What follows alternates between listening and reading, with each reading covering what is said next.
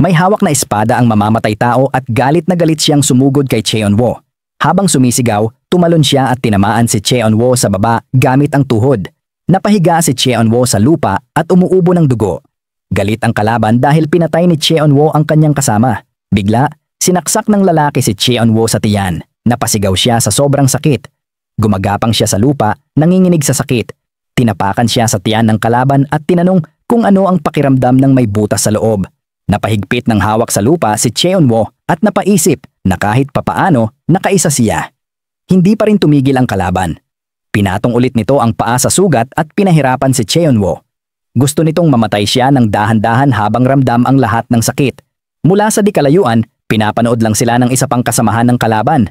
Hindi man niya gusto ang marahas na paraan, tinanggap niyang kailangan iyon dahil sa pagkamatay ng kasama nila. Biglang may malakas na liwanag. Napatigil ang mamamatay tao at kinabahan. Sa isang iglap, sumabog ang katawan ng kasama niyang nananakit kay Cheon-woo. Like and follow for more.